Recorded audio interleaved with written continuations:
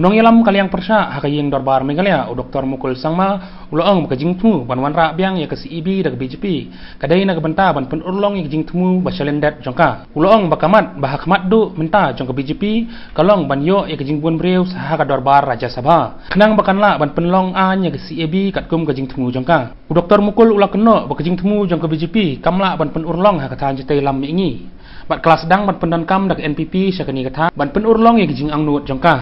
They attempted to pass it in the Rajya Sabha. The Business Advisory Committee. Today we have set a Business Advisory Committee. So Rajya Sabha's Business Advisory Committee prevailed upon the whole Business Advisory Committee not to include that bill for the consideration of Rajya Sabha during the last session. So it was not listed in the list of the bills that would have been tabled before Rajya Sabha for the consideration of the Rajya Sabha. Now after that we felt okay, maybe good sense will prevail, but it didn't. They again tried to bring it as a supplementary bill to be tabled for the consideration of the Rajya Sabha. So this is something which people have to see and analyze. Why? Because it is a predetermined agenda of the BJP. I've been repeatedly telling it, repeatedly sharing it, that it's a predetermined agenda of the BJP. That's the reason why they have been going,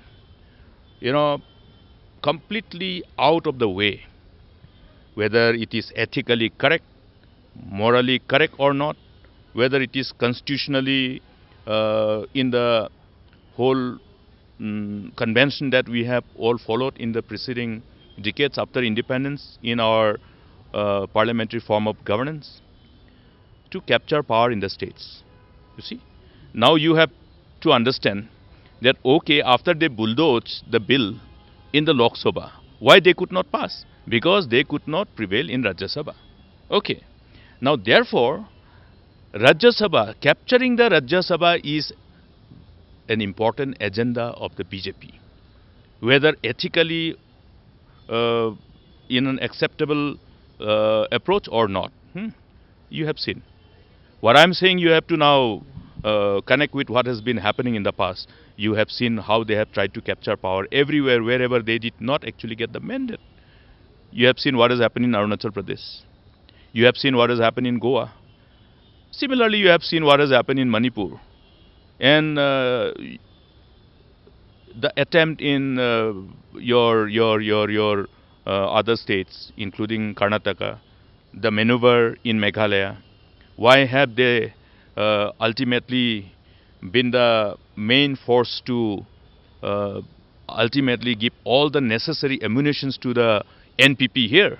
You see how they manage the whole election process to ensure that wherever they cannot win, they can at least defeat Congress. There again comes back to their agenda of Congress Mukt Bharat. So all these desperate attempt,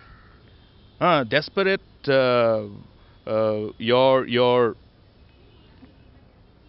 maneuver to grab power in the states, it is because they want to ensure that they have the members of Rajya Sabha. Now how many members of the Rajya Sabhas are there? 250. Now you have one Rajya Sabha member in Meghalaya, you have one Rajya Sabha member in Manipur. Today you will see Manipur already has a Rajya Sabha member who is from BJP. It was not earlier.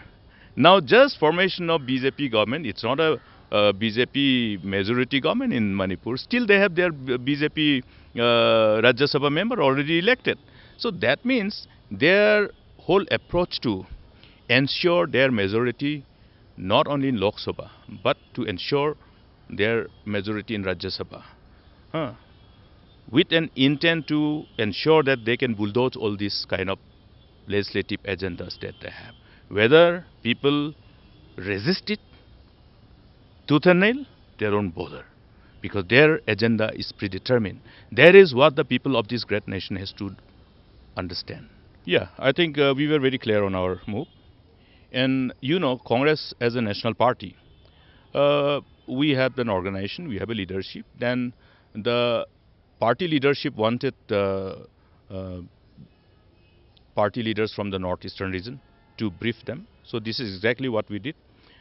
Even before that, the Northeastern Congress Coordination Committee sat together in Guwahati, of which I am the chairman, and discussed at length to have a complete clarity on our stand, and also to further enlighten all the party leadership, not just the MPs. Because when, as a political party, we position ourselves on any issue, it must be with complete clarity as a party. We have to know as to what are the issues and what are the ramifications. And based on that, we had an exhaustive discussion. We understood, what can be the fallout, and with complete clarity, Congress leadership said, yeah, we stand with the people. We want to ensure that no forces in this country can do anything which can ultimately have a disastrous ramification for the future.